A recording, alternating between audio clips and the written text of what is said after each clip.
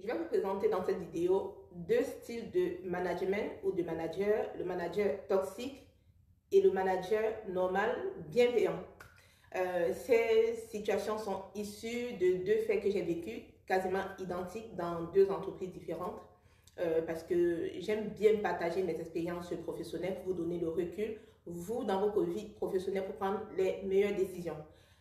Parce qu'aujourd'hui, l'essence de ma ligne éditoriale, c'est d'encourager les salariés à travailler, mais en ayant un équilibre de vie, donc en choisissant un travail qui vous garantit une qualité de vie. Donc, pour parler de ces deux expériences vécues, là, ça fait quelques temps, j'ai intégré une entreprise, le service RH d'un grand groupe automobile international, et ça se passe super bien. Donc, j'ai fait une vidéo où je vous disais que mes collègues m'ont fait savoir que ça se voit que j'ai travaillé dans beaucoup d'entreprises parce que j'ai une facilité d'adaptation. C'est ça lorsqu'on fait beaucoup d'entreprises. Donc là, ça fait 3 semaines exactement que j'ai intégré cette entreprise-là et je suis quasiment autonome. Donc, point de début, on m'a confié un petit site parce que nous avons des sites partout dans le monde. Et là, on m'a confié un petit site à gérer. Et quand je vais revenir sur l'entreprise toxique où j'ai été, vous allez comprendre la différence. Et avant de me confier ce petit site, on a demandé mon avis. Virginie, est-ce que tu penses que c'est bon? Parce qu'au bout d'une semaine, j'avais déjà pris mes aises sur ce poste-là. On m'a demandé, Virginie, est-ce que tu penses que ça va aller? Est-ce qu'on peut te confier ce site? Est-ce qu'on peut te présenter à tes interlocuteurs? J'ai dit oui. On a demandé mon avis avant de me confier ce site-là. Donc, j'ai pris ce site. Et pour le premier mois, parce que sur ce poste-ci que j'occupe, c'est un poste où je fais essentiellement de la paye. Parce que sur mes précédents postes, je faisais la paye et l'administration des ressources humaines, dont les postes en paye ne sont pas pareils. Il y a des postes qui sont beaucoup plus larges. Il y a des postes qui sont spécifiques, qui sont orientés paye. Donc, sur mon poste, je fais essentiellement de la paye. Donc, j'ai géré mon premier mois de paye, le mois de mars. Voilà. En tout, fait, en quasiment toute autonomie. C'est vrai, je posais des questions parce que forcément, je n'ai pas l'historique. Et j'ai fait la paye, j'ai clôturé. J'ai généré les bulletins, j'ai envoyé les virements à la responsable et c'est elle qui fait la suite. Et du coup, quand la paie était déjà clôturée, la responsable m'a fait une remarque qui m'a beaucoup touchée. Parce qu'en fait, lorsque j'ai géré la paie, vu que je n'ai pas l'historique, il y a un salarié à temps partiel qui travaille à 50% qui bénéficie d'une prime. Mais sauf qu'apparemment, le logiciel, il ne déclenche pas bien cette prime, donc il faut la forcer manuellement et la mettre de moitié ou à 50%. Donc, forcément, je n'avais pas d'historique, je ne pouvais pas savoir. Donc, elle est passée à taux plein. Et donc, après la clôture de paye, la responsable, elle m'envoie un mail. Elle me dit, Virginie, il y a un salarié, tel salarié, il est à temps partiel. Sa prime est passée à temps plein parce que le logiciel, on a demandé le changement, la modification du paramétrage, ce n'est pas passé. Donc, c'est une action qu'on fait manuellement. Je m'excuse. On s'excuse parce qu'elles sont deux. Il y a une responsable et il y a l'adjointe et elles travaillent de pair. Elle m'a dit, on s'excuse, on ne t'a pas dit, tu n'aurais pas pu savoir. Sur le mois d'avril, voilà, il faudrait qu'on la passe à 50% et qu'on fasse la régule. Donc, déjà, juste le fait de présenter la chose comme ça, de dire non, tu n'aurais pas pu savoir, on s'excuse, on aurait dû te dire qu'il est à 50% pour que tu fasses bien les choses, on s'excuse, tu le feras sur le mois d'avril, c'est pas grave.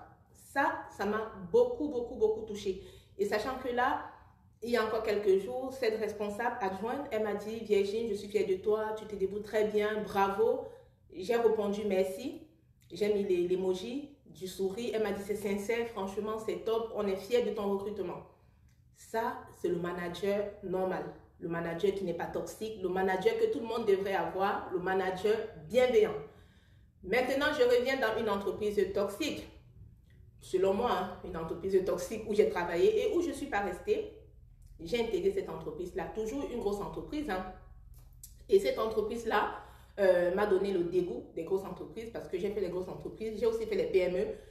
Et je me suis dit, waouh, une grosse entreprise, on pense avoir une qualité de vie. Mais pourtant, cette grosse entreprise qui, pour moi, j'ai jugé toxique, c'est une entreprise où il y avait même un service QVT, qualité de vie au travail, donc qui avait tout pour que les salariés soient bien.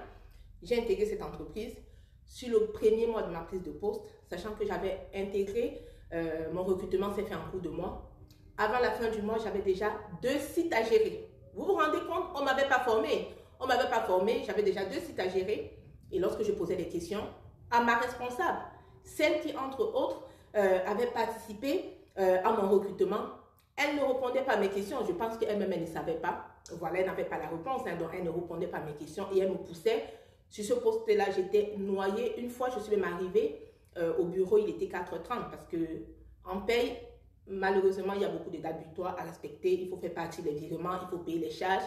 Donc, du coup, j'étais noyée et je suis quelqu'un de naturellement bosseuse. Donc, moi, j'aime respecter les échéances. C'était très compliqué. Et du coup, je pense sur mon deuxième mois, parce que sur le premier mois, on m'a attribué 2 sites à gérer sans me former. Au contraire, j'étais celle qui était chargée de former les personnes que j'avais trouvées, qui avaient plus d'ancienneté que moi. Mais sauf que comme j'étais cadre et blablabla, j'étais chargée autant pour moi de former des personnes sur des choses pour lesquelles je n'étais pas moi-même formée. Donc c'est pour vous expliquer, des fois quand on démissionne, il y a des raisons derrière. Sur le deuxième mois de ce poste-là, on m'a rajouté 2 sites. J'avais 4 sites à gérer. Même les personnes qui étaient là avant moi n'avaient pas 4 sites à gérer. Donc j'avais 4 sites à gérer, je n'étais pas formée. Voilà, donc j'essayais de faire au mieux. Et sur ce deuxième mois, j'ai une collègue qui a été malade. Ces sites, elle avait 2 sites à gérer. On m'a rajouté ces sites à gérer. Vous vous rendez compte, c'était très compliqué. Donc, pour essayer de revenir à cette comparaison que je voudrais faire exactement entre le manager toxique et le manager bienveillant, sur ce poste-là, un soir, on était noyés. C'était très, très compliqué. Même les équipes, je les voyais fatiguées. Mais tout le monde n'a pas le courage de démissionner comme moi. Moi, j'ai ce courage de démissionner parce que c'est important d'avoir un plan B. C'est ce que j'ai dit de long en large à travers mes vidéos. Moi, j'ai Shogun que je fais à côté en parallèle qui marche très bien. Donc, si ça vous intéresse, n'hésitez pas. Je m'occupe de vos formations et je vous accompagne, si vous êtes motivé, bien sûr, à avoir vos cosmiques mensuels tous les mois avec Shogun. Donc, du coup, sur le deuxième mois de paye, c'était très compliqué. On avait des équipes juniors, etc. Et à l'approche de la clôture de paye, j'ai une collègue qui n'avait pas fini, c'est STC, c'est solde de tout compte. Dans l'urgence, moi j'avais fini les miens parce que je bossais la nuit, je bossais les week-ends. Donc dans l'urgence, on s'est dit, elle n'a pas fini ses soldes de tout compte. Il faut qu'on fasse partie des virements, je pense demain. Qu'est-ce qu'on fait? On s'est réparti ces soldes de tout compte. Et du coup, moi j'ai pris le plus compliqué. Donc du coup, j'ai pris le solde de tout compte de quelqu'un, je pense, qui était soit décédé, mais c'était quelque chose de très très compliqué à gérer. J'ai repris son solde de tout compte à faire, il était 18h, sachant que j'étais censée finir à 17h. Donc, dans l'urgence, parce que les virements devaient partir le lendemain, j'ai commencé à le faire. Elles avaient pris des trucs simples. Fin de CDD, démission, ce sont des choses classiques. C'est des payes très très simples à calculer. Moi, j'avais pris, je pense, un décès, si je ne me trompe pas. Mais sauf que cette personne-là qui était décédée, c'était quelqu'un qui était dans l'entreprise, ça faisait beaucoup d'années. Et il avait une dette ou je ne sais pas trop. Bref, il y avait quelque chose qui se déclenchait sur sa paye, une somme importante, et qu'il fallait forcer manuellement. Mais sauf que quand je suis censée finir à 17h, moi j'ai 2 enfants que je récupère le soir, il est 18h, je l'ai fait dans la précipitation, j'ai calculé tout. C'était très compliqué, voilà, parce qu'un décès, voilà, il faut faire attention, etc. J'ai fini, j'ai contrôlé, etc. J'ai envoyé à la personne qui s'occupe de faire partie les virements et tout. J'ai dit c'est bon, j'ai contrôlé, c'est tout bon pour moi, je vais partir. Et là, il était déjà presque 19h. Quand je m'apprête à partir, je vois l'adjointe, ma manager, entrer dans son bureau et elle commence toutes les deux à chuchoter. Je me lève, je veux partir, je me dis, bon, ça me faisait un peu bizarre que ma manager rentre dans son bureau, qu'elle commence à chuchoter. Je me suis dit, bon, je vais être OK, je vais rentrer dans ce bureau pour comprendre. Et quand je rentre dans le bureau, je demande, c'est quoi, il y a un souci sur ce que j'ai fait. Elle me dit, mais oui, il y a une somme qui s'est déclenchée, genre tu n'as pas bien contrôlé le bulletin. Et sachant que ce logiciel-là, c'était un logiciel que je n'avais jamais utilisé, donc personne ne connaît ce logiciel-là et la configuration de ce bulletin, c'était très compliqué. Donc même la lecture, moi je maîtrise le bulletin parce que je maîtrise la paix sur le bout des doigts. Mais sauf que la configuration de ce bulletin, quand je ne l'imprimais pas à l'écran, je ne parvenais pas à le lire, c'était très très compliqué. Et encore que j'ai dit, s'il y avait une particularité, si vous saviez, et j'ai dit à cette personne, si tu savais qu'il y avait une particularité pour cette personne qui était dans l'entreprise, ça fait 40 ans, il avait cette somme qui s'est déclenchée manuellement tous les mois et que vous forciez manuellement, il fallait me dire, bah tiens, ce que tu as pris, attention, il y a un point d'alerte, il faudrait vérifier ça. Moi, j'ai fait des contrôles classiques parce que quand je génère un solde de tout compte, j'ai des points spécifiques que je contrôle. J'ai dit, il aurait juste fallu me dire, pour que je sois beaucoup plus attentive, surtout qu'il était 19h, ma tête est déjà chez moi. J'ai trouvé ça malsain, au lieu de me dire à moi qu'elle appelle notre manager pour lui en parler. Et ce que j'ai trouvé encore plus malsain, c'est que ma manager, parce que moi, en tant que manager, ce que j'aurais fait, j'aurais dit, bah écoute, il faut appeler Virginie, tu lui expliques ça. Au moins pour la prochaine fois, il saura, la prochaine fois que je ferai un solde de tout compte de quelqu'un qui est dans l'entreprise depuis des années, parce que c'était des salariés qui étaient là depuis des années, qui avaient pris un prêt et il y a une somme qui s'est déclenchée sur le bulletin qu'il fallait forcer manuellement parce qu'on ne parvenait pas à automatiser.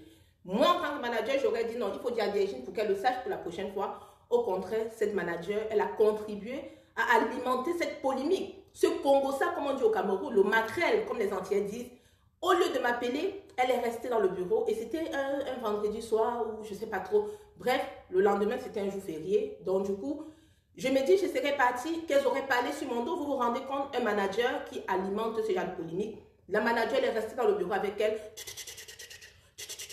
Genre, non, elle n'a pas contrôlé. Mais moi, j'ai dû leur rappeler qu'écoutez, moi, ça ne fait même pas 2 mois que je suis dans l'entreprise.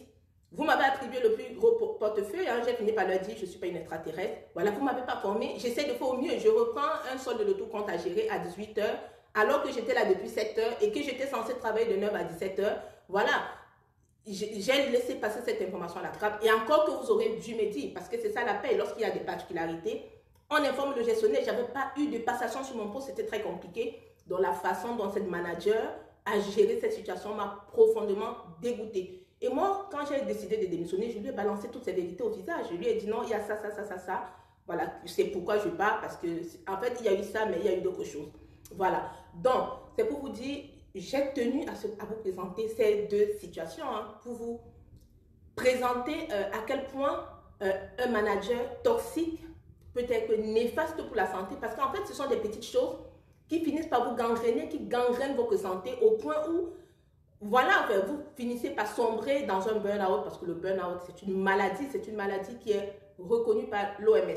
Moi, j'ai eu le courage sur ce poste-là, j'ai démissionné parce que ça faisait beaucoup. Il y a eu ça, plus ça, plus ça, plus ça. Il y a eu beaucoup d'autres choses hein, que j'ai même expliqué à travers des vidéos, etc. C'est pour vous dire, en tant que salarié, arrêtez de subir des managers toxiques. Il y a des managers toxiques, il y a des managers bienveillants. Mais si vous restez sur des postes toxiques parce que vous avez peur, vous vous dites, mais tiens, si je vais ailleurs, je ne sais pas ce qu'on trouve et tout. Mais en même temps, tu ne sais pas si c'est que tu vas trouver devant, ce sera la meilleure des choses qui va t'arriver. Moi, j'ai osé, hein.